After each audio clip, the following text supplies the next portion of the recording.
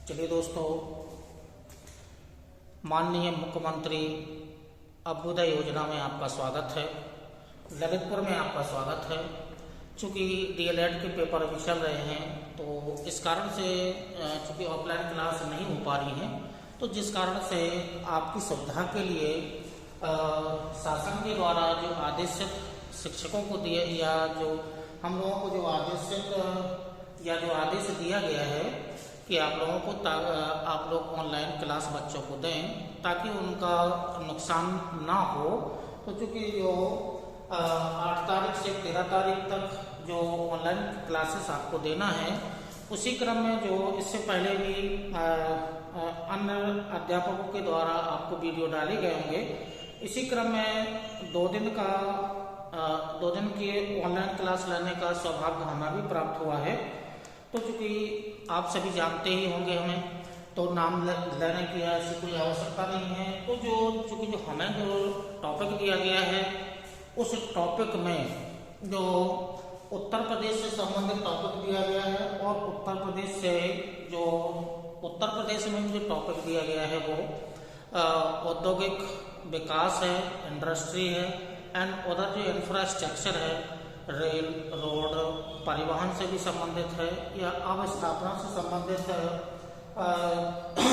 जो आपको online video आपको दिया जा रहा है, अभ्युदय कोचिंग के माध्यम से आपको ये वीडियो आपको दिया जा रहा है। तो आप लोग वीडियो देखने का जो तरीका है, वो वीडियो देखने का तरीका है, आप किसी भी टीचर्स के वीडियो आप देखें तो जो भी आपकी जो क्लासेस में जो भी आपकी कॉपी वगैरह थी, उसी क्रम में आप कॉपी रखिएगा, पेन रखिएगा। जो पॉइंट आपको अच्छा लगे उसी के साथ साथ में आप उसको नोट करते जाइएगा तो ठीक रहेगा। तो क्योंकि ऑनलाइन क्लासेस में आपके पास पेन और कॉपी होना आवश्यक है, तो आप पेन और कॉपी को आप साथ में रखिएगा, तभी वीडियो को देखने में आपको अच्छा लगेगा और जो एग्जाम की दृष्टि से है वो चीज़ें आपको मिल सकें और वो चीज़ें आप नोट कर सकें। तो उत्तर प्रदेश के बारे में पहले तो आपको थोड़ी सी जानकारी दे दें, फिर जो टॉपिक जो मुख्य है औद्योगिक विकास है या जो इंडस्ट्री है, उसके बारे में आपको जानकारी दी जाएगी कि उत्तर प्रदेश में कहाँ कहाँ पर औद्योगिक इकाइयाँ लगाई गई हैं। तो पहले तो हम उत्तर प्रदेश का जो नक्शा है, जो मैप है, उसके बारे में थोड़ी सी जानकारी दे दें, क्योंकि थोड़े से आप शहरों को जान लेंगे तो उसमें ठीक रहेगा, क्योंकि कौन सा उद्योग किस शहर में लगाया गया है, तो कम से कम उत्तर प्रदेश में उस शहर की लोकेशन आपको जानकारी होनी चाहिए। तो आइए, तो पहले उत्तर प्रदेश में देख लेते हैं। ये जो आपको डायग्राम दिख रहा है, ये उत्तर प्रदेश का डायग्राम है। उत्तर प्रदेश के में जो उत्तर प्रदेश से संलग्न जो भारत के जो अन्य राज्य हैं, तो पहले तो डायग्राम में फॉर लोकेशन ही देख लेते हैं, क्योंकि क्वेश्चन यहीं से 1 या 2 क्वेश्चन यहीं से बन जाते हैं। उत्तर प्रदेश की सीमा कितने राज्यों से संलग्न है, कौन कौन से जिले किस राज्य से संलग्न हैं, या कौन सा जो विदेशी या जो अन्य देश है वो भारत की सीमा के साथ संलग्न है, तो लोकेशन है। हम आपको पहले इस डायग्राम के माध्यम से हम आपको लोकेशन में दे रहे हैं। तो लोकेशन में देखिएगा, भारत के राज्यों में ऊपर ये हिमाचल प्रदेश राज्य है, हिमाचल प्रदेश संलग्न है। तो जो हिमाचल प्रदेश है, सहारनपुर एक नाम का जिला है हिमाचल, ये हिमाचल प्रदेश है। ये हिमाचल प्रदेश की सीमा उत्तर प्रदेश के सहारनपुर जिले से संलग्न है। फिर उसके बाद आइएगा, हरियाणा राज्य लगता है। दिल्ली जो केंद्र शासित प्रदेश है, केंद्र शासित प्रदेश की सीमा उत्तर प्रदेश से संलग्न है। तो हरियाणा यहाँ भी है, हरियाणा राज्य यहाँ भी है, ये दिल्ली राज्य है। और उसके बाद ये हरियाणा का बॉर्डर यहाँ भी लगता है, हरियाणा का बॉर्डर यहाँ भी लगता है। तो हिमाचल प्रदेश, हरियाणा, केंद्र शासित प्रदेश, दिल्ली का बॉर्डर उत्तर प्रदेश से संलग्न है। उसके बाद आइएगा तो राजस्थान, ये जो राजस्थान जो राज्य है, राजस्थान की सीमा उत्तर प्रदेश से संलग्न है। मथुरा, उत्तर प्रदेश का जो मथुरा जिला है, आगरा जिला है, इनकी सीमा उत्तर राजस्थान राज्य से संलग्न है। तो पहले तो हिमाचल प्रदेश, हरियाणा, दिल्ली, राजस्थान। राजस्थान के दो ही जिले हैं उत्तर प्रदेश के जो राजस्थान राज्य से संलग्न है, मथुरा और आगरा। मथुरा और आगरा की सीमा राजस्थान राज्य से संलग्न है। उसके बाद आइएगा तो जो ज्यादा बॉर्डर लगता है उत्तर प्रदेश के साथ वो मध्य प्रदेश है, यानी कि एमपी है। तो ये एमपी का बॉर्डर यहाँ से दर्शाया गया है। ये झांसी जिला यहाँ से आएगा तो ये इटावा, कानपुर, तो कानपुर सिटी भी है, कानपुर देहात भी है। ये क्योंकि मध्य प्रदेश से संलग्न नहीं है, लेकिन यहाँ पर जो जिले दिखाए गए हैं वो हैं झांसी, और ये जहाँ आप बैठे हुए हैं ये ललितपुर है। ये ललितपुर है, मतलब मध्य प्रदेश से चारों ओर से घिरा हुआ है। तो मध्य प्रदेश की सीमा उत्तर प्रदेश से संलग्न है, ये मध्य प्रदेश का बॉर्डर है। अब आएंगे तो छत्तीसगढ़। छत्तीसगढ़ राज्य की सीमा जो सोनभद्र नाम का जिला है, सोनभद्र जिले से संलग्न है। सोनभद्र जिले की सीमा आगे आएगी तो ये झारखंड राज्य है। झारखंड के बाद बिहार, ये बिहार का बॉर्डर है। और जो एक देश संलग्न है वो देश है नेपाल संलग्न है। तो जो उत्तर प्रदेश की जो सीमा है वो इन राज्यों से संलग्न है। अब यहाँ से आइएगा, मतलब जो सबसे ज्यादा लंबी सीमा लगती है वो मध्य प्रदेश राज्य के साथ लगती है। यहाँ के तो ये सोनभद्र नाम का जिला है। सोनभद्र जिले की सीमा दो राज्यों से संलग्न है। उत्तर प्रदेश का एकमात्र ऐसा जिला है जिसकी सीमा दो राज्यों से संलग्न है। एक राज्य तो है आपका छत्तीसगढ़ और दूसरा राज्य है झारखंड है। झारखंड के बाद ये बिहार है और ये नेपाल वाला बॉर्डर है। तो इतनी सीमा, मतलब इतने राज्यों की सीमा उत्तर प्रदेश राज्य से संलग्न है। अब यहाँ पर जो आंतरिक भाग में जो भी मुख्य जो शहर हैं उनका थोड़ा सा विस्तार कर लीजिएगा। तो जो शहर हैं ये सहारनपुर है, सहारनपुर नाम का शहर है। ये मुजफ्फरपुर शहर है। मेरठ, बिजनौर,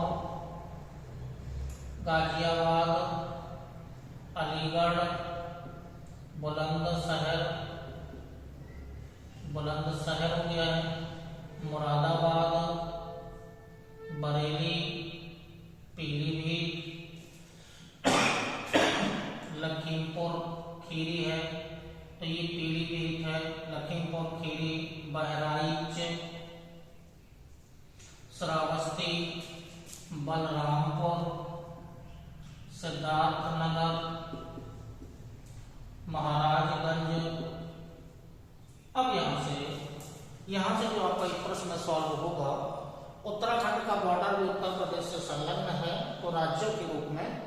अब यहाँ से आएगा तो जो नेपाल देश है, नेपाल देश से संलग्न जो उत्तर प्रदेश के जिले हैं पीलीभीत, यहाँ से एक प्रश्न सॉल्व होता है। पीलीभीत, लखीमपुर खीरी, बहराइच, श्रावस्ती, बलरामपुर, सिद्धार्थनगर, महाराजगंज। ये जो आपको खाने में जो उत्तर प्रदेश के जिले दिख रहे हैं, ये उत्तर प्रदेश के वो जिले हैं जिनकी सीमा नेपाल देश से संलग्न है। तो यहाँ से एक प्रश्न बनने की संभावना रहती है। और ऐसा भी प्रश्न पूछा जा सकता है कि पश्चिम से पूर्व या पूर्व से पश्चिम, दोनों प्रकार के प्रश्न बन सकते हैं। कैसे? उन जिलों के का क्रम लिखिएगा जो पूर्व से पश्चिम की ओर सही क्रम में, या पूर्व से पश्चिम की ओर, या कौन कौन से ऐसे जिले हैं जिनकी सीमा नेपाल देश से संलग्न है। तो डायग्राम में आपको ये जिले दिख रहे हैं, तो ये प्रश्न यहाँ से सॉल्व बन जाता है। तो ये इम्पोर्टेंट भी है। अब उसके बाद जो आंतरिक भाग में ये जिले इसलिए आपको दिए जा रहे हैं कि अभी हम आपको औद्योगिक क्षेत्र आपको बताएंगे कि कौन सा उद्योग किस जिले में लगाया गया है। तो कम से कम लोकेशन में ये तो रहे कि हाँ ये जिला उत्तर प्रदेश का ये जिला है, इसकी लोकेशन ये है। तो फर्स्ट राउंड में हम आपको ये डायग्राम इसलिए आपको दे रहे हैं ताकि आगे इंडस्ट्री या जो अन्य इंफ्रास्ट्रक्चर उसको समझने में आपको आसानी होगी। तो ये आपको डायग्राम से जो बताए गए हैं। इसके बाद में आंतरिक भाग में कुछ फर्रुखाबाद लोकेशन में फर्रुखाबाद, कन्नौज, इटावा, कानपुर सिटी देहात, हमीरपुर, बांदा, कौशाम्बी,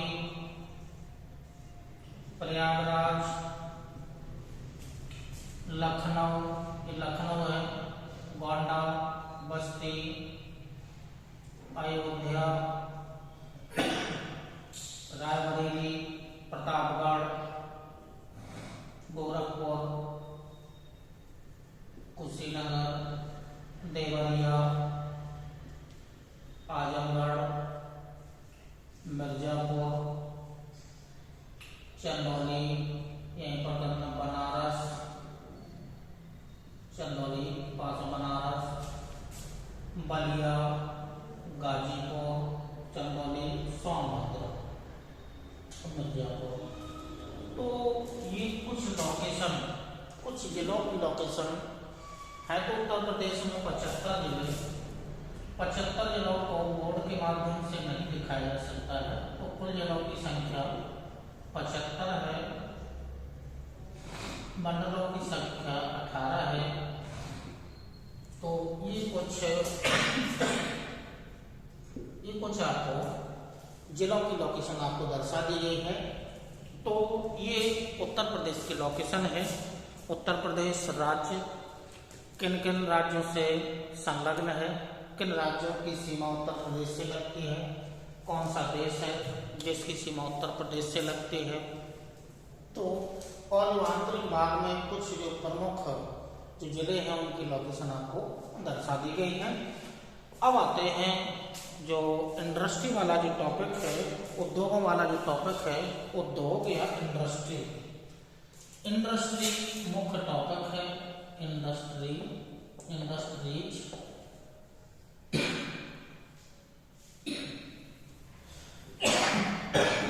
इंडस्ट्री वाला मुख्य टॉपिक है। उत्तर प्रदेश में कौन कौन से उद्योग हैं और कहाँ कहाँ लगाए गए हैं। तो पहले तो हम ये समझ लेते हैं कि उद्योग लगाने के लिए किन किन चीज़ों की आवश्यकता होती है। उद्योग लगाएंगे तो कब लाभ होगा। तो पहले तो थोड़ा सा देख लीजिएगा कि उद्योग में मुख्य रूप से होता है कच्चा माल होता है। अब कच्चा माल में हो सकता है कि वो कच्चा माल कृषि पर आधारित हो, खाने पर आधारित हो, या गैर कृषि वाले उद्योग हो सकते हैं। अब हमें उत्तर प्रदेश में देखना है कि उत्तर प्रदेश में उद्योग मुख्य रूप से किन पर आधारित हैं। तो अब उद्योग लगाने के लिए मुख्य रूप से ये चीजें कच्चे माल के रूप में प्रयोग की जाती हैं। तो अब उत्तर प्रदेश में मुख्य रूप से देखिएगा, उत्तर प्रदेश की जो लोकेशन है वो मैदानी क्षेत्र में है। तो मैदानी क्षेत्र में होने के कारण मैदान का विस्तार ज्यादा है।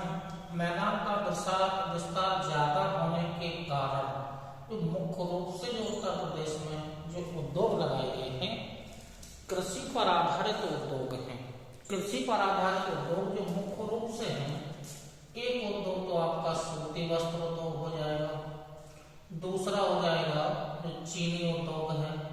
इसके अलावा छोटे अन्य उद्योग भी हैं, लेकिन उत्तर प्रदेश में सूती वस्त्र उद्योग, चीनी वस्त्र उद्योग या जो प्राइमरी सेक्टर से कृषि से संबंधित पशुपालन हुआ या कृषि से संबंधित जो भी उद्योग हुए, मैदानी क्षेत्र होने के कारण सर्वाधिक उद्योग किस पर आधारित हैं? कृषि पर आधारित हैं, कृषि से संबंधित उद्योग हैं। उत्तर प्रदेश की स्थिति मैदानी क्षेत्र में है। खनिज संसाधन की प्राप्ति पर्वतीय और पठारी क्षेत्रों से होती है। अब पर्वतीय पठारी क्षेत्र उत्तर प्रदेश में है नहीं है। यहाँ पर हिमालय पर्वतीय क्षेत्र फैला हुआ है, लघु हिमालय का भाग है। हिमालय पर्वतीय क्षेत्र से ऐसे विशेष लोहा, तांबा, सोना, चांदी या इस प्रकार के जो खनिज या धातुएं हैं इनकी खनन नहीं होता है। तो इस कारण से हिमालय पर्वतीय क्षेत्र का उतना महत्व उद्योगों की दृष्टि से नहीं है। हाँ, केवल कृषि, लकड़ी पर आधारित जो उद्योग हैं उससे संबंधित हिमालय पर्वत का महत्व है। नीचे वाला जो क्षेत्र है ये हरियाणा, दिल्ली, राजस्थान, ये भी मैदानी क्षेत्र ही है। तो यहाँ से संलग्न ये जो क्षेत्र है, यहाँ से भी किसी खनिज का उत्पादन बृहद स्तर पर नहीं होता है। नीचे वाला जो क्षेत्र है मध्य प्रदेश का है। तो मध्य प्रदेश वाले क्षेत्र में यहाँ विंध्यान पर्वत फैला हुआ है, ये विंध्यान पर्वत है। हाँ, तो विंध्यान पर्वत का महत्व खनिज संसाधन की दृष्टि से उत्तर प्रदेश में है। पूर्वी भाग में बिहार संलग्न है। तो बिहार भी मैदानी क्षेत्र है। गंगा नदी का अफवाह क्षेत्र है उत्तर प्रदेश और बिहार। तो पूरा गंगा नदी का मैदानी क्षेत्र है, अफवाह क्षेत्र है। गंगा और उसकी सहायक नदियाँ बहती हैं। तो मैदानी क्षेत्र होने के कारण जो खनिजों की दृष्टि से उत्तर प्रदेश धनी क्षेत्र नहीं है, मध्यम श्रेणी का राज्य है, जहाँ पर मुख्य रूप से कृषि आधारित उद्योग लगाए गए हैं। उद्योग लगाए वहाँ उद्योग ज़्यादा लगाए जाते हैं या जहाँ पर खनिज, कोई भारी उद्योग लगाना है, भारी उद्योग की स्थापना करना है, तो भारी उद्योग की स्थापना के लिए मुख्य रूप से जो आवश्यकता होती है कि उस क्षेत्र में खनिज संसाधन की प्राप्ति हो। खनिज संसाधन, यदि कोई लोह इस्पात कारखाना, इसीलिए उत्तर प्रदेश में कोई लोह इस्पात कारखाना नहीं लगाया गया है। क्यों? क्योंकि उद्योग की खनिज की प्राप्ति ही नहीं है। खनिज में यदि कोई इंफ्रास्ट्रक्चर बनाना है या कोई लोह इस्पात कारखाना की आवश्यकता है, तो पहले तो किसकी आवश्यकता होगी? लौह अयस्क की आवश्यकता होगी। लौह अयस्क से इस्पात प्राप्त करने के लिए कोयला की आवश्यकता होगी। तो कोयला भी उत्तर प्रदेश में नहीं है, लौह अयस्क भी उत्तर प्रदेश में नहीं है। जब ये दोनों चीजें नहीं हैं तो फिर उत्तर प्रदेश में कोई लोह इस्पात कारखाना स्थापित नहीं किया गया है। और ये जो भारी उद्योग वहीं पर लगाए जाते हैं जहां पर ये दोनों खनिजों की प्राप्ति होती है। क्योंकि उद्योग में लाभ तभी होगा जब परिवहन लागत कम होती है। परिवहन लागत कम होगी तो उद्योग को स्थापित करने में सरकार को लाभ होगा। लेकिन यदि उत्तर प्रदेश में लोह इस्पात कारखाना लगाया जाए तो कोयला भी नहीं है और लोहा भी नहीं है, लोह अयस्क भी नहीं है। आसपास के राज्यों से मध्य प्रदेश, छत्तीसगढ़, झारखंड से हमें लोह अयस्क को मंगवाना होगा, दोनों अयस्क मंगवाना होगा, कोयला और लोहा। तब जाकर के उत्तर प्रदेश के किसी क्षेत्र में लोह इस्पात कारखाना स्थापित किया जा सकता है। तो स्थापित करने के लिए जब हम मंगवाएंगे तो परिवहन लागत ज़्यादा होगी। परिवहन लागत ज़्यादा होगी तो हमें उद्योग स्थापित करने में या लोह इस्पात कारखाना स्थापित करने में हम उत्तर प्रदेश सरकार को उतना लाभ प्राप्त नहीं होगा। तो जो आपको लोह इस्पात कारखाना उत्तर प्रदेश में स्थापित नहीं है। उत्तर प्रदेश में जो उद्योग लगाए गए हैं वो कच्चे माल पर आधारित कृषि या गैर कृषि से संबंधित मुख्य रूप से उद्योग हैं। तो कृषि में मुख्य रूप से सूती वस्त्र उद्योग है और चीनी उद्योग है। ये दो उद्योग भारत के या उत्तर प्रदेश के मुख्य दो उद्योग हैं। भारत सरकार के द्वारा उद्योग की स्थापना के लिए, भारत सरकार के द्वारा उद्योगों की स्थापना के लिए प्रयास किए गए, प्रारंभ से ही प्रयास किए गए और भारत सरकार के साथ साथ उत्तर प्रदेश सरकार ने प्रारंभ में जो महत्व दिया था वो एक योजना चलाई थी या एक संस्थान स्थापित किया था, उद्योग बंधु नाम का एक योजना चलाई थी। ये योजना 1981 में प्रारंभ की थी। ये पॉइंट इंपॉर्टेंट है, आप लोग नोट इसको कर लीजिएगा। उत्तर प्रदेश सरकार द्वारा उद्योग बंधु योजना का शुभारंभ 1981 में किया गया था। अब 1981 में उद्योग बंधु योजना चलाई गई थी।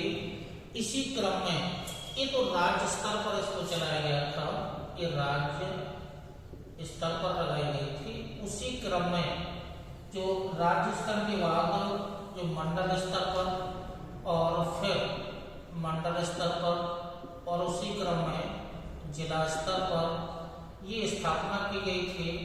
तो 1989 में मंडल स्तर पर इसे लागू किया गया और 1990 में जिला स्तर पर उद्योग बंधु कार्यक्रम को लागू किया गया था। तो ये पॉइंट ज़्यादा इम्पोर्टेंट है। उद्योग बंधु योजना 1981 में प्रारंभ की गई थी। मंडल स्तर पर इसे 1989 में प्रारंभ किया गया। 1990 में इसे जिला स्तर पर इसे प्रारंभ किया गया था और इसके बाद में भारत सरकार, उत्तर प्रदेश सरकार के द्वारा औद्योगिक निवेश नीति, भारत सरकार के उत्तर प्रदेश सरकार के द्वारा औद्योगिक निवेश नीति यानी कि औद्योगिक निवेश नीति, औद्योगिक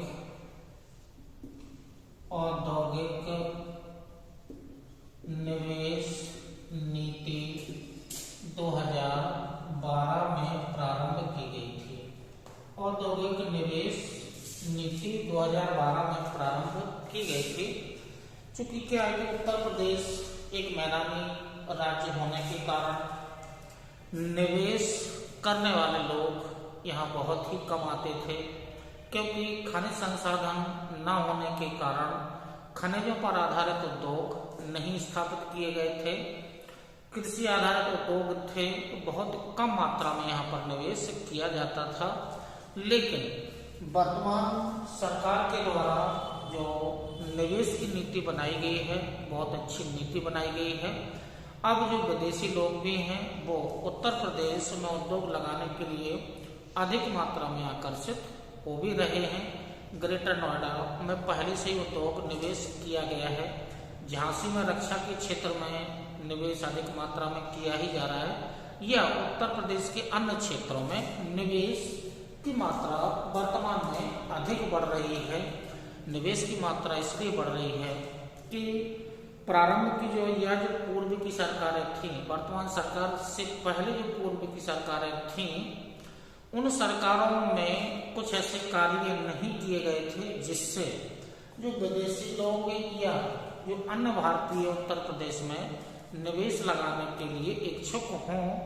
वर्तमान सरकार ने ऐसे कार्य किए हैं, वो माफियाओं को यहाँ से भगाया है, या जो अन्य जो कार्य किए हैं यानी कि भय मुक्त वातावरण वर्तमान उत्तर प्रदेश सरकार ने भय मुक्त वातावरण बनाया है।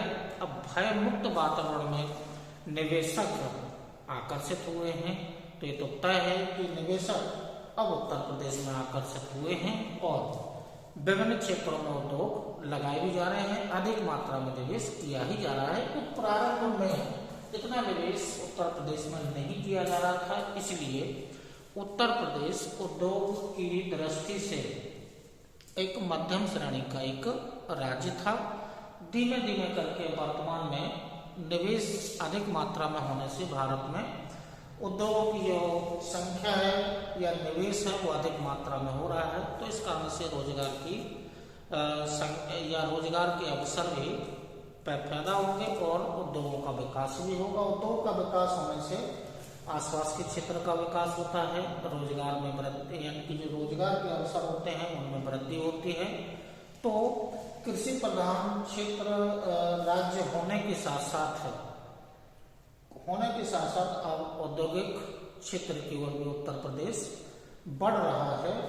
तो ये जो औद्योगिक निवेश नीति है ये 2012 में लाई गई थी। इस नीति का जो मुख्य उद्देश्य था कि निवेश करना है तो भारत के जो मुख्य 3 क्षेत्र हैं, यानी कि पश्चिमी उत्तर प्रदेश, तो लगे जो पश्चिमी उत्तर प्रदेश है, ये जो गैर औद्योगिक जो उद्योग हैं इनको यानी कि यहाँ स्थापित किए गए हैं, लेकिन एक ये जो बुंदेलखंड वाला क्षेत्र है यहाँ पर निवेश या उद्योग नहीं लगाए गए थे या निवेश नहीं हुआ था। एक पूर्वांचल वाला क्षेत्र है, यहाँ नहीं हुआ था। तो मध्य क्षेत्र, एक मध्य क्षेत्र है, एक बुंदेलखंड क्षेत्र है और एक दूसरा है, तीसरा जो है वो पूर्वांचल है। ये जो औद्योगिक निवेश जो नीति मुख्य रूप से लाई गई थी, इसका मुख्य उद्देश्य ही था पश्चिमी उत्तर प्रदेश में उद्योग अधिक मात्रा में नहीं लगे थे लेकिन स्थापित थे। बुंदेलखंड भारत के उन राज्यों में से, बुंदेलखंड क्षेत्र भारत के उन राज्यों में से है, सूखा प्रभावित क्षेत्र है और सूखा प्रभावित क्षेत्र होने के कारण यहाँ पर उद्योगों की स्थापना अधिक मात्रा में नहीं हुई थी, लेकिन खनिज संसाधन थे। उत्तर प्रदेश में ललितपुर, झांसी, बांदा, इन क्षेत्रों में अधिक मात्रा में तो नहीं, लेकिन उद्योग को स्थापित करने के लिए यहाँ खनिज संसाधन हैं। खासतौर से आपके ललितपुर में जो खनिज संसाधन है उद्योग स्थापित करने के लिए, तो एक तो ग्रेनाइट, तांबा, यूरेनियम, रॉक फास्फेट, ये हैं। ये उद्योग स्थापित करने के लिए ललितपुर का, उत्तर प्रदेश का जो जिला है, या आप जिस जिले में हैं, तो यहाँ पर ग्रेनाइट, तांबा, यूरेनियम और रॉक फास्फेट, ये खनिज संसाधन की मात्रा उत्तर प्रदेश के ललितपुर जिले में है। तो इस कारण से अब यहाँ पर तांबा और यूरेनियम से संबंधित या रॉक फास्फेट से संबंधित यहाँ पर उद्योग स्थापित किए जा रहे हैं। ग्रेनाइट का खनन पहले से किया जा रहा है। तो जो तांबा यूरेनियम का जो क्षेत्र है वो सौरई वाला जो क्षेत्र है, इसको सोनराई या मड़ावरा क्षेत्र का है। मड़ावरा में सोनराई या सौरई जो क्षेत्र है, यहाँ पर ये उद्योग लगाने की प्रक्रिया प्रारंभ हो चुकी है। तो औद्योगिक निवेश जो नीति है 2012 में लाई गई थी, इन क्षेत्रों में उद्योगों का या विकास करना था, निवेश करना था। तो पहले उद्योग बंधु योजना प्रारंभ हुई, ये इनका क्रम है। फिर 2012 में औद्योगिक निवेश नीति लाई गई, जिनका मुख्य उद्देश्य उत्तर प्रदेश के बुंदेलखंड वाला क्षेत्र है, पूर्वांचल वाला क्षेत्र है, मध्य क्षेत्र है, इसमें उद्योगों की स्थापना करना था। तो इसी क्रम में जो औद्योगिक स्थापना के लिए फिर उसके बाद 2015 में इसमें संशोधन किया गया था। तो 2015 में संशोधन हुआ, संशोधन 2015 में इसका औद्योगिक निवेश नीति का संशोधन 2015 में किया गया था। तो इसी क्रम में जो उत्तर प्रदेश निवेश और रोजगार नीति, इसी के क्रम में औद्योगिक निवेश, औद्योगिक निवेश प्लस रोजगार प्रोत्साहन नीति 2017 में लाई गई। तो ये 2017 में प्रोत्साहन नीति लाई गई। उत्तर प्रदेश निवेश एवं रोजगार प्रोत्साहन नीति लाई गई। इसी क्रम में मेक इन यूपी, इसी क्रम में make in UP, make in UP एक विभाग की स्थापना की गई, एक विभाग बनाया गया मेक इन यूपी, और जिसके अंतर्गत राज्य निवेश प्रोत्साहन बोर्ड, राज्य निवेश प्रोत्साहन बोर्ड, राज्य निवेश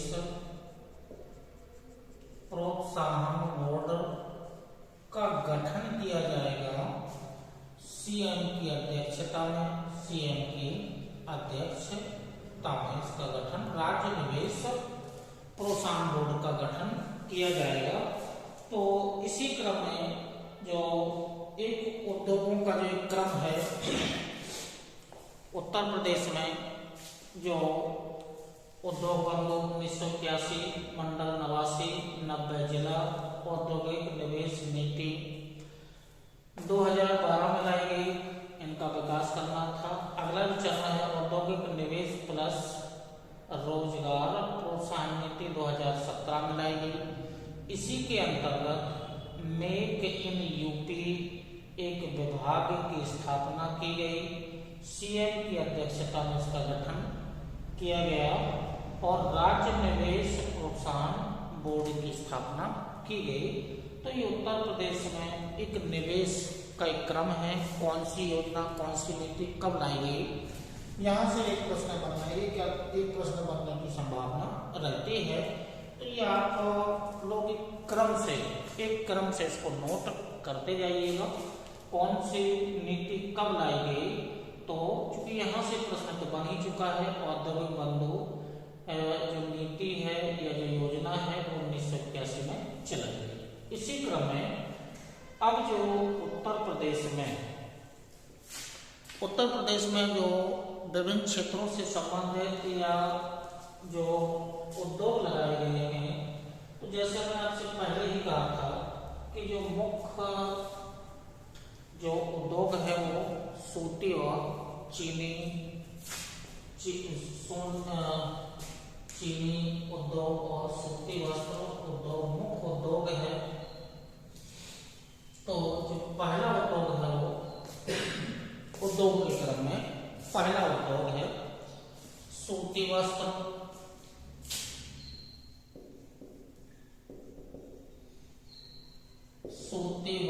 उद्योग। इसी का दूसरा नाम ये है हथकरघा उद्योग। अब सूती वस्त्र उद्योग में देखिएगा, सूती वस्त्र उद्योग है, कॉटन इंडस्ट्री है, वो मुख्य रूप से कपास पर आधारित सूती वस्त्र उद्योग है, कपास पर आधारित है। अब यदि हम इस उद्योग को यदि हम बांटे तो इसे दो भागों में बांट सकते हैं। एक तो जो सूती वस्त्र की जो मिलें होती हैं उन पर आधारित उद्योग हैं, और हाथ से बुने वाले या जो हाथ से बनाए जाने वाले वस्त्र, ठीक है। तो ये सूती वस्त्र उद्योग को दो भागों में बांटा जा सकता है, जो मिलों पर आधारित उद्योग हैं। और तो इसके लिए क्या हुआ था कि उत्तर प्रदेश सरकार ने 1972 में, उत्तर प्रदेश सरकार द्वारा 1972 में, यूपी सरकार द्वारा 1972 में एक राम सहाय समिति बनाई।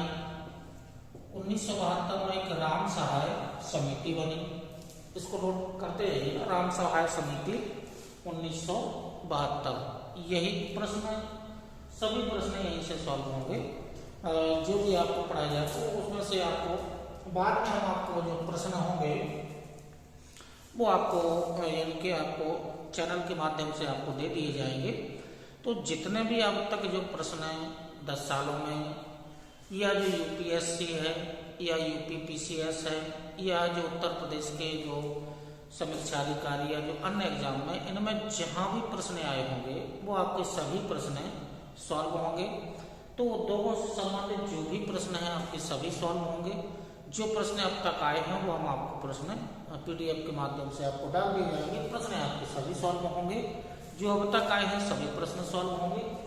आपको आज पहली क्लास दी जा रही है, एक क्लास और है, तो 2 क्लासें आपको इंडस्ट्री और इंफ्रास्ट्रक्चर से संबंधित है। दोनों क्लासें हैं, दोनों से संबंधित, दोनों में जो भी आपको मटेरियल दिया जा रहा है, आपका कार्य यही है कि आप वीडियो को अंत तक देखते रहिएगा और जो चीज़ें आपको अच्छी लगें उसको नोट अपनी कॉपी पर करते आइएगा, क्योंकि नोट करना आवश्यक है।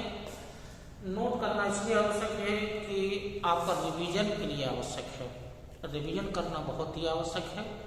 पहला वीडियो आपको दिया जा रहा है, तो पहली वीडियो में आपको वो जो चीज़ें आपको योजनाएं, परियोजनाएं, उद्योग अभी आएंगे, कौन कौन से उद्योग कहाँ लगाए गए हैं, तो आपको नोट करना अति आवश्यक है। तो आप कॉपी पर नोट करते जाइएगा। तो 1972 में एक समिति बनी जिसका नाम था राम सहाय समिति है। तो राम सहाय समिति की अनुशंसा पर, राम सहाय समिति की अनुशंसा पर जो खादी, हथकरघा प्लस जो वस्त्रोद्योग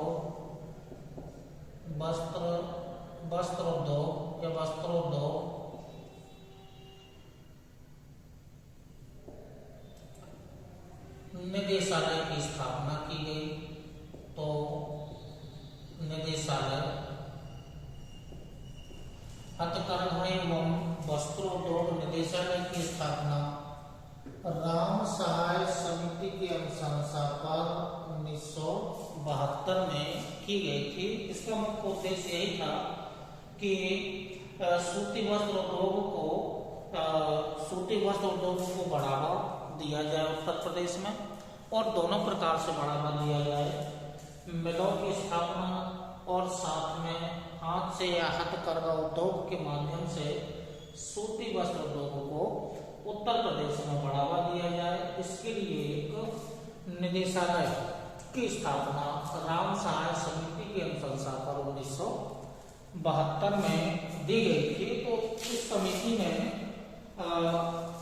खादी ग्राम उद्योग को सूती वस्त्र उद्योग को बढ़ावा देने के लिए किया गया था। क्या है कि जो उत्तर प्रदेश है, सूती वस्त्र उद्योग के मामले में सूती वस्त्र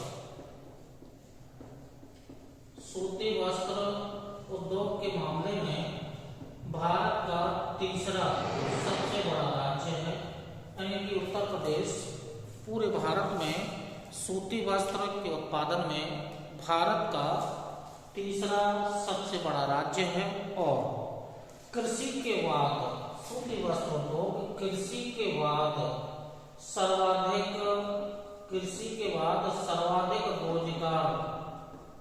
रोजगार देने वाला भी उद्योग है। तो उत्तर प्रदेश पूरे भारत में सूती वस्त्र उद्योग के क्षेत्र में तीसरे स्थान पर है।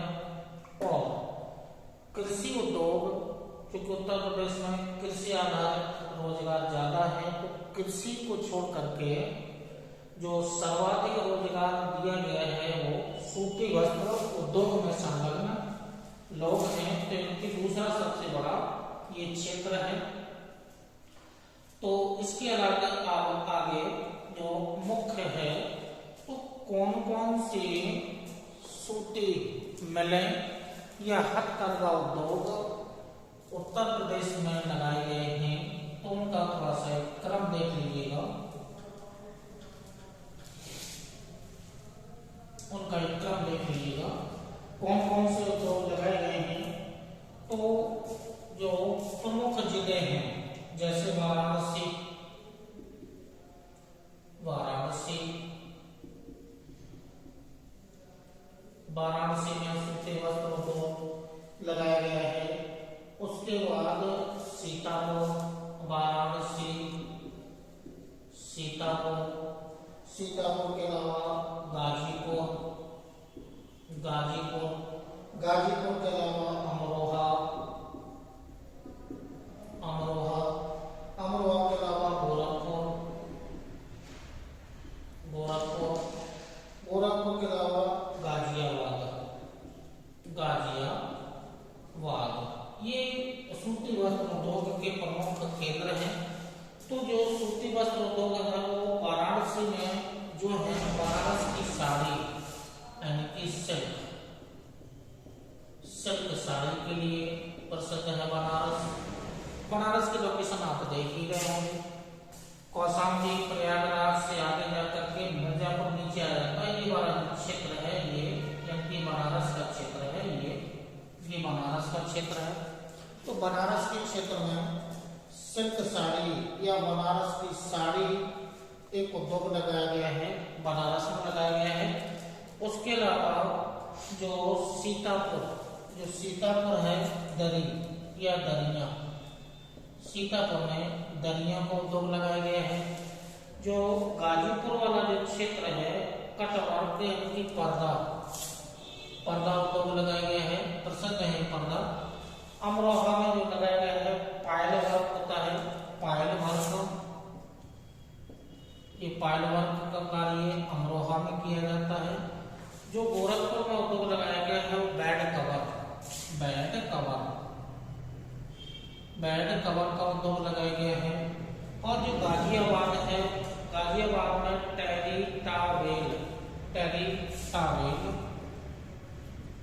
टेलीटावेल उद्योग। तो सूती वस्त्र से संबंधित ये मुख्य उद्योग है उत्तर प्रदेश में। इनके अलावा आगे भी हम लिस्ट बनाएंगे।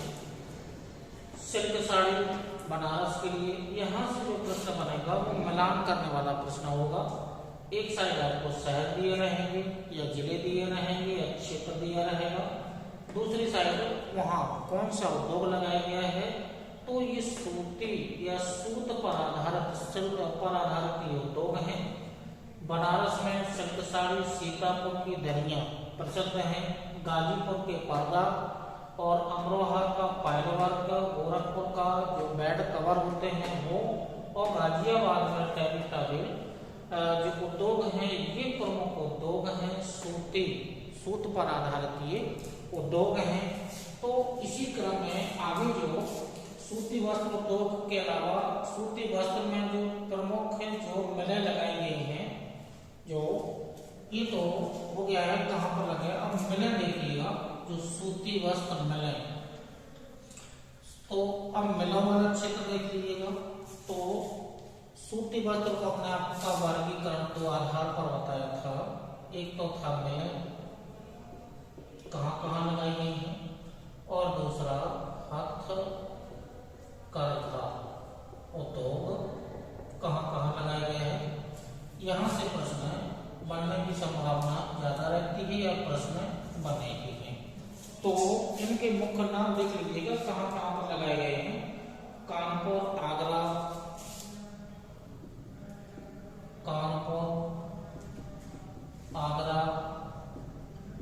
बरेली,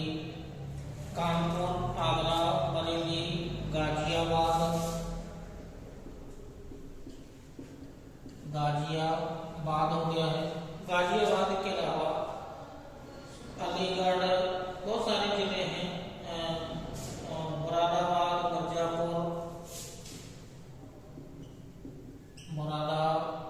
मुरादाबाद, मिर्जापुर, बदायूं, हाथरस, ये प्रमुख यहाँ पर सूती, रामपुर, मऊ, अलीगढ़,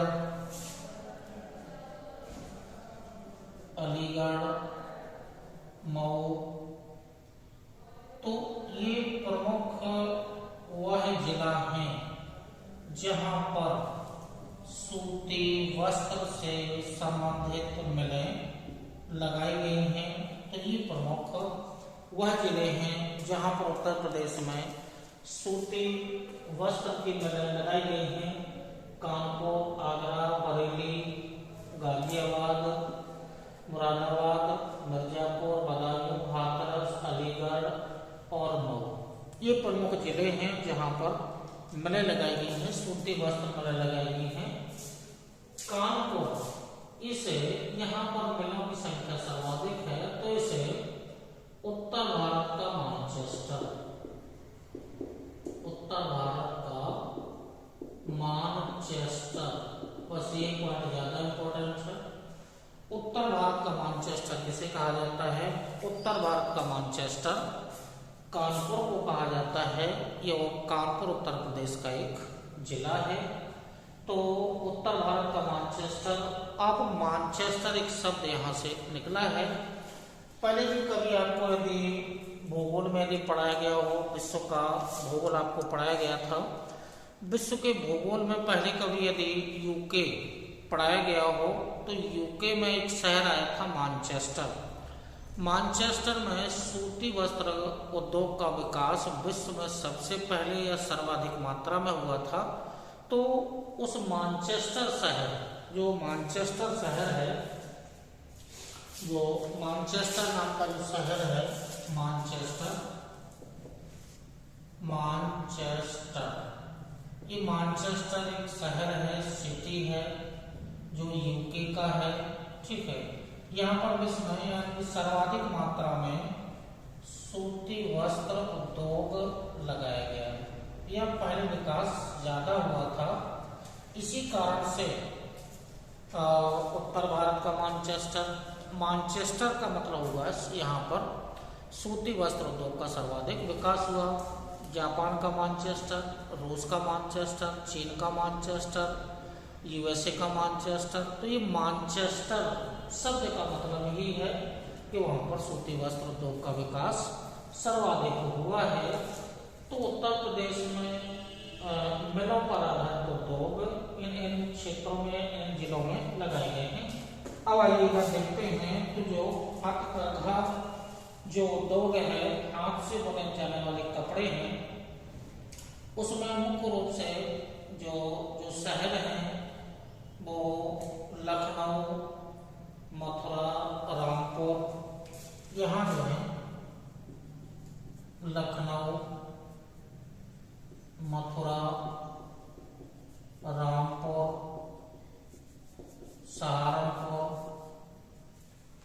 सहारनपुर और देवबंद, इटावा, देवबंद, सहारनपुर के अंतर्गत ही आ जाएगा देवबंद,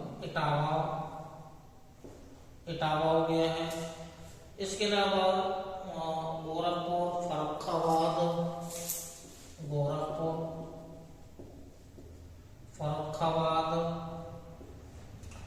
फर्रुखाबाद हो गया है। फर्रुखाबाद के अलावा बनारस से पहले आपको बता ही दिया गया है, लखनऊ और रामपुर।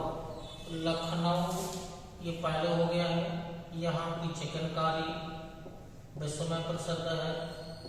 दरिया यहाँ की विश्व में प्रसिद्ध है। और जो रामपुर है इसमें भी यही है, चिकनकारी और दरिया वाला, यानी कि विश्व में विश्व विख्यात है।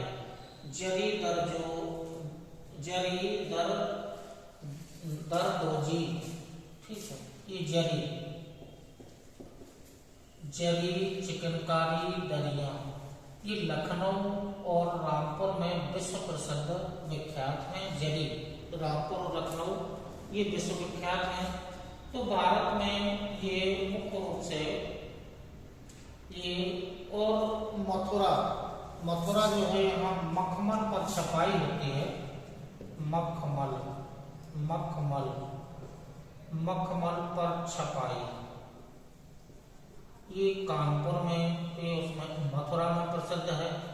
इसके अलावा गोरखपुर में जो शीतकारी होती है वो गोरखपुर की प्रसिद्ध है। तो चिकनकारी, दरिया, लखनऊ, जरी रामपुर लखनऊ, शीतकारी गोरखपुर, मखमल पर छपाई मथुरा का क्षेत्र प्रमुख है। इसी के अलावा जो कालीन और दरिया के लिए मुख्य रूप से जो कालीन है वो विश्व में प्रसिद्ध है। वो कालीन विश्व प्रसिद्ध है। भदोही, ये ज्यादा इंपॉर्टेंट पॉइंट है। भदोही की कालीन विश्व प्रसिद्ध है। भदोही की जो कालीन है, बनारस के पास में एक क्षेत्र है या शहर है भदोही, ये प्रमुख है। इसी के अलावा आगे जो मुजफ्फरपुर और जो मेरठ है, मुजफ्फरपुर और मेरठ, मुजफ्फरपुर और मेरठ, मुजफ्फरपुर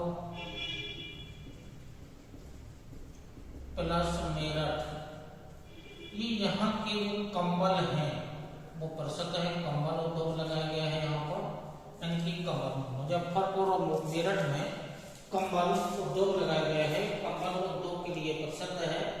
तो ये मुख्य रूप से, और मुजफ्फरपुर का एक शहर है नजीबाबाद, ये नजीबाबाद में मुख्य रूप से ये कंबल का उद्योग लगाया गया है। तो जो कालीन है वो विश्व प्रसिद्ध कालीन भदोही की है। चिकनकारी लखनऊ, दरिया जरी रामपुर, शीतकारी गोरखपुर, कालीन भदोही हो गए हैं। कंबल मुजफ्फरपुर और मेरठ में कंबल, मुजफ्फरपुर का एक शहर है जिसका नाम है नजीबाबाद, यहाँ ये उद्योग लगाया गया है। तो जो उत्तर प्रदेश से संबंधित जो सूती वस्त्र उद्योग है, अब सूती वस्त्र उद्योग या हथकरघा से संबंधित विभिन्न प्रकार की उत्तर प्रदेश सरकार द्वारा विभिन्न प्रकार की योजनाएं चलाई गई हैं। तो कौन कौन सी योजनाएं चलाई गई हैं वो इसी क्रम में आपको आगे दे रहे हैं। तो इसी क्रम में आगे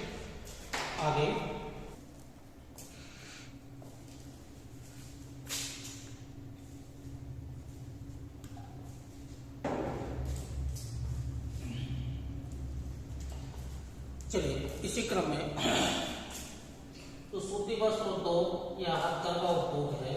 हथकरघा उद्योग से संबंधित भारत सरकार के द्वारा कुछ अधिनियम भी लाए गए हैं, कुछ योजनाएं भी चलाई गई हैं, कुछ प्रोत्साहन योजनाएं भी चलाई गई हैं।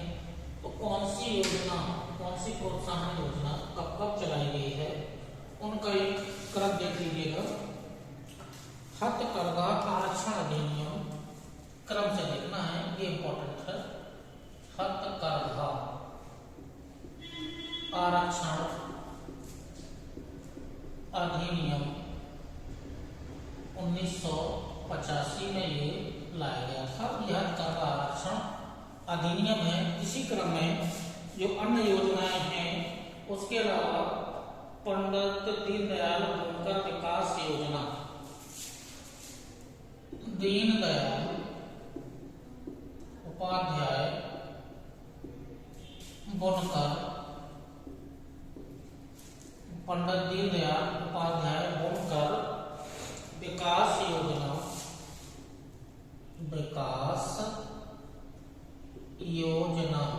ये विकास योजना जिसका शुभारंभ किया गया था, जिसका शुभारंभ यह योजना 2000 यानी कि वित्तीय वर्ष में लाई गई थी। 2000 और 2001 में इसको लाया गया था।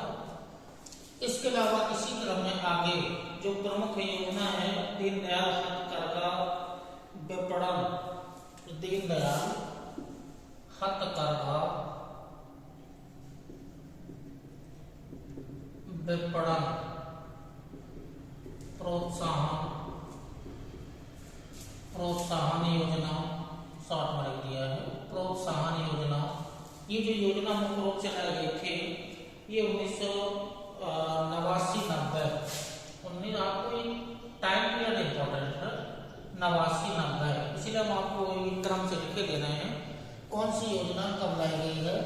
तो दीनदयाल उपाध्याय हथकरघा विपणन प्रोत्साहन योजना है 89-90 में लाई गई थी। इसी क्रम में जो जन श्री बीमा योजना, जन श्री बीमा योजना, जन श्री बीमा योजना है, इसका जो शुभारंभ हुआ था वो 2003-04 में 2003-04 में इसे प्रारंभ किया गया था। और इसका मुख्य उद्देश्य यही था कि 18 से 60 वर्ष के बुनकरों को, 18 से 60 वर्ष के जो बुनकर थे उनको विशेष यानी कि बीमा से संबंधित इनको शामिल कर लिया गया था। इसके अलावा बुनकर बहबूदी फंड योजना, बुनकर बहबूदी फंड योजना, बुनकर बहबूदी फंड योजना है, जिसे 1975-76 में वित्तीय वर्ष में लागू किया गया था। और इसके अलावा जो इम्पोर्टेंट है महात्मा गांधी बुनकर बीमा योजना है, वहाँ महात्मा गांधी बुनकर बीमा योजना, ये इम्पोर्टेंट है। महात्मा गांधी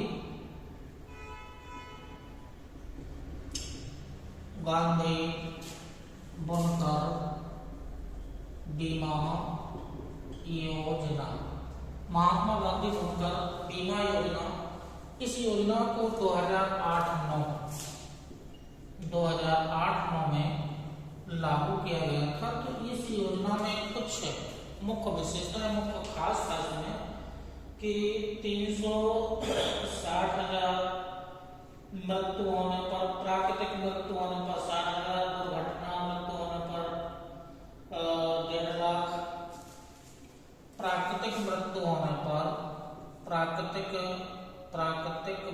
होने पर 60,000, ठीक है, 60,000 रुपया दिया जाएगा, 60,000 रुपया दिया जाएगा। दुर्घटना की मृत्यु होने पर 1,50,000 रुपया आपको दिया जाएगा। या कोई अपंगता या पूर्ण अपंगता होने पर भी 1.5 लाख ही दिया जाएगा। इसे पूर्ण अपंगता, हाथ पैर टूटने पर, पूर्ण अपंगता होने पर भी आपको इतना ही दिया जाएगा। तो इम्पोर्टेंट है महात्मा गांधी बुनकर बीमा योजना, जो 2008-09 में लाई गई थी योजना, जिसके अंतर्गत बुनकरों के लिए, मुख्य रूप से बुनकरों के लिए प्राकृतिक मृत्यु होने पर 60,000 रुपया, दुर्घटना मृत्यु होने पर 1.5 लाख रुपया और अपंगता होने पर भी आपको 1.5 लाख रुपया दिया जाएगा। लेकिन इसमें जो उद्देश्य था 18 वर्ष से 59 वर्ष की आयु के लोगों को या बुनकरों को इसमें शामिल किया गया था। और एक शर्त और रखी गई थी कि 300 जो रुपया है वो एक प्रीमियम के रूप में आपको भरना पड़ेगा, तब आपको ये जो सहायता है, ये सहायता आपको दी जाएगी। तो इसमें उन लोगों को शामिल किया गया है जिनकी आयु 60 से 59 वर्ष के बीच में है। 300 रुपये प्रति वर्ष प्रीमियम भरता है और ये स्थिति बढ़ती है तो इनका इतना इनको रुपया उनको दिया जाएगा। तो ये हथकरघा या खादी उद्योग से संबंधित योजना है। फिर उसके बाद में अगला जो आपको टॉपिक दिया गया है, ये जो सूती वस्त्र या हथकरघा उद्योग से संबंधित उत्तर प्रदेश में कहाँ-कहाँ, कौन-कौन से उद्योग, कौन-कौन सी योजनाएं लाई गई हैं, उससे संबंधित है। इसी क्रम में आगे आपको चलना है खादी ग्राम उद्योग।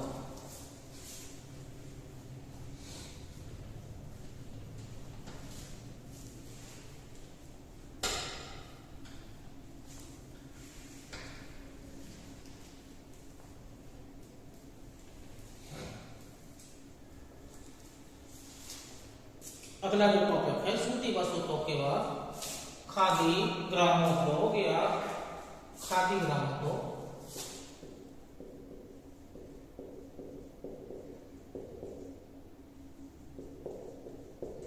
ये टॉपिक है खादी ग्रामोद्योग।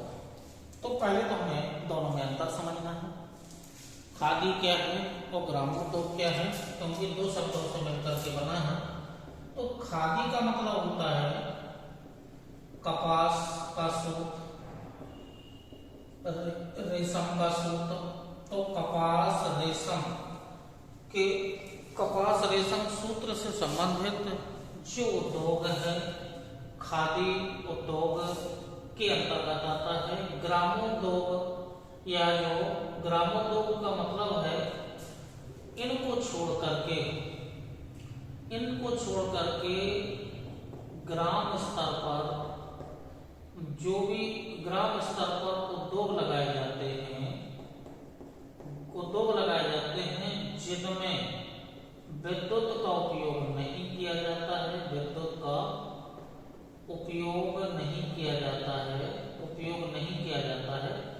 तो जो खादी है, खादी के अंतर्गत कपास और रेशम जो सूत पर आधारित है, खादी ग्रामोद्योग के अंतर्गत आएगा। खादी के अंतर्गत आएगा।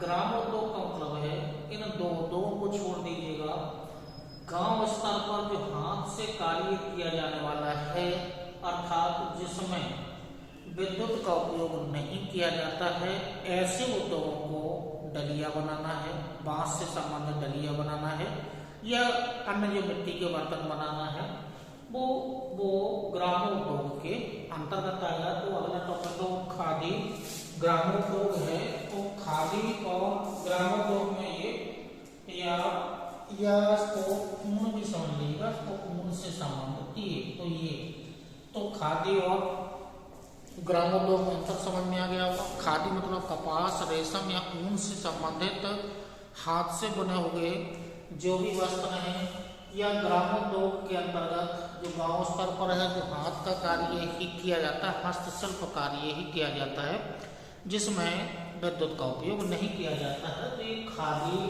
ग्रामोद्योग है। अब इसको देखना है उत्तर प्रदेश से संबंधित, इसको देखना है। तो इसमें आएगा तो खादी ग्रामोद्योग बोर्ड की स्थापना, खादी ग्रामोद्योग बोर्ड की स्थापना 1960 में की गई थी। तो एक बोर्ड बनाया गया था उत्तर प्रदेश में 1960 में इसकी स्थापना की गई थी। तो ये जो खादी ग्रामोद्योग है ये समितियों के माध्यम से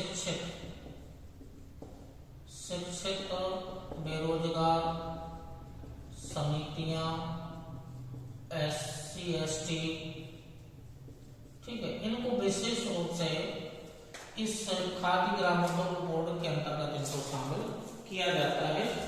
महिलाएं भी इसमें शामिल हैं। तो ये खादी ग्रामोद्योग बोर्ड है। इसके अलावा जो SC ST के सदस्य भी इसमें शामिल हैं। और खादी ग्रामोद्योग मतलब गांधी जयंती पर 10% की विशेष छूट दी जाती है, प्रतिवर्ष छूट दी जाती है। तो ये खादी जो उद्योग है, खादी ग्राम उद्योग है, ठीक है, तो गांव से संबंधित ये उद्योग है। इसमें ग्राम स्तर पर समितियां बनाई जाती हैं, शिक्षित बेरोजगार को शामिल किया जाता है, महिलाएं, SC ST और जो शिक्षित बेरोजगार हैं या विशेष प्रकार की समितियां बनाई जाती हैं, उनके माध्यम से खादी ग्रामोद्योग बोर्ड की स्थापना की जाती है, जिसके माध्यम से शहरी जिला स्तर पर या जो कस्बा स्तर पर खादी उद्योग की जो दुकानें लगाई जाती हैं, दुकानें दी जाती हैं, आवंटित होती हैं, उसमें ये लोग शामिल होते हैं। और गांधी जयंती के अवसर पर विशेष रूप से 10% की विशेष रूप से खादी का वस्त्र खरीदने पर विशेष छूट दी जाती है। और वर्तमान में तो टेक्निकल भी हो गया है। तो ये खादी उद्योग से संबंधित है। अगला जो खादी उद्योग के अलावा जो अगला जो क्रम चलेगा, देखिएगा सूती वस्त्र उद्योग हो गया है, ये हो गए हैं। आगे जो उत्तर प्रदेश से संबंधित जो अन्य उद्योग हैं, ठीक है, अन्य उद्योग में ये कृषि पर आधारित उद्योग था, जो आपको सूती वस्त्र या जो खादी ग्राम उद्योग बताया गया है। इसके अलावा चीनी उद्योग, ये भी कृषि पर आधारित है। इसके आगे चलेंगे रेशम वस्त्र उद्योग या रेशम उद्योग, ये भी कृषि पर ही आधारित है। इसके अलावा उत्तर प्रदेश में अन्य जो छोटे छोटे गैर कृषि आधारित उद्योग लगाए गए हैं, गैर कृषि आधारित उद्योग लगाए गए हैं, वो आपको जानना है। तो अभी तो ये टॉपिक बाकी है। चीनी वस्त्र उद्योग मुख्य उत्तर प्रदेश का उद्योग चीनी वस्त्र उद्योग ही है, और रेयर रूप में रेशमी वस्त्र उद्योग भी है, तो जानना दोनों उद्योगों को है। इसके अलावा गैर कृषि आधारित उद्योगों पर मुख्य रूप से आपको जानना है, जैसे सीमेंट उद्योग भी लगाया गया है, परिवहन उद्योग भी उत्तर प्रदेश में लगाए गए हैं कहीं कहीं पर। जैसे रायबरेली हुआ है, वहाँ पर परिवहन से संबंधित जो रेलवे से संबंधित उद्योग लगाया गया है, ठीक है। बनारस के जो मंडुआडीह है, यहाँ पर जो डीजल इंजन है, रेलवे का डीजल इंजन यहाँ पर बनाए जाते हैं। रायबरेली में स्लीपर बनाए जाते हैं। तो ये गैर कृषि आधारित उद्योग हैं। इसके अलावा गैर कृषि आधारित उद्योगों के अंतर्गत जो इलेक्ट्रॉनिक चमड़ा वनस्पति चमड़ा उद्योग भी है,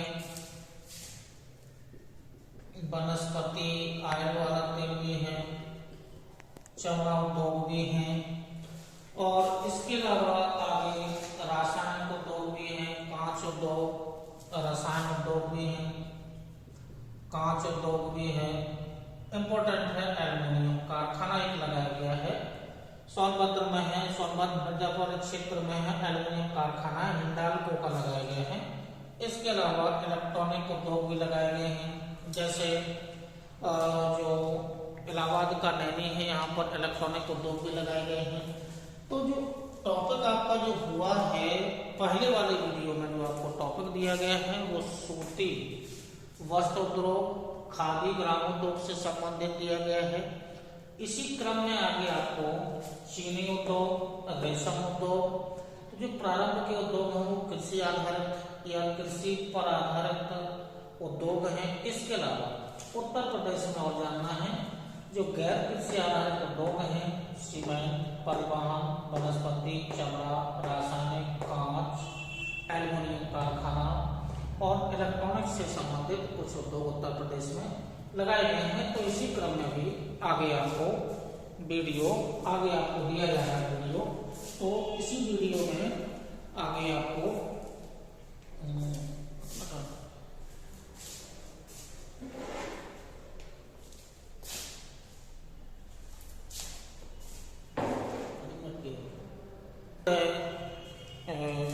योजना के जो भी विद्यार्थी हैं उनके लिए जो आज का वीडियो हमारे माध्यम से उत्तर प्रदेश से संबंधित जो भी ये वीडियो आपको दिया गया है, तो वीडियो इम्पोर्टेंट है क्योंकि अभी जो परीक्षाओं का सेशन चल रहा है, इस कारण से आपकी जो ऑफलाइन क्लास नहीं ली जा सकती है, तो ऑनलाइन क्लास हम लोग दे रहे हैं। तो इसी क्रम में जो हमने जो आज आपको वीडियो दिया है, इसमें से बहुत सारे क्वेश्चन जो आपके यूपी पीसीएस में आए हैं या जहाँ भी जो या अन्य एग्जाम हैं उनमें जो भी प्रश्न आए हुए हैं वो आप वीडियो एक बार देख लेंगे तो निश्चित है कि आपके प्रश्न सभी सॉल्व होंगे। तो जो प्रश्न आए हुए हैं वो तो सॉल्व आपके होंगे ही, अगले जो आगामी एग्जाम्स होंगे उसमें भी जो भी प्रश्न आएंगे वो सभी प्रश्न आपके सॉल्व होंगे। तो जो आज आपको वीडियो दिया गया है, इसी क्रम में ये वीडियो, क्योंकि एक वीडियो एक क्लास और आपकी बाकी है, तो इस वीडियो में बहुत सारा शायद हो सकता है गहराई से गया हो, लेकिन आपको कुछ ना कुछ क्वालिटी वाला मटेरियल आपको मिलेगा। इसी क्रम में आगे आपको ये वीडियो, अगला जो कल का जो वीडियो आपको दिया जाएगा उसमें ये जो चीजें होंगी इनका पूरा वीडियो आपको दे दिया जाएगा। तो इसी क्रम में आप लोगों को धन्यवाद, नमस्कार, जय हिंद।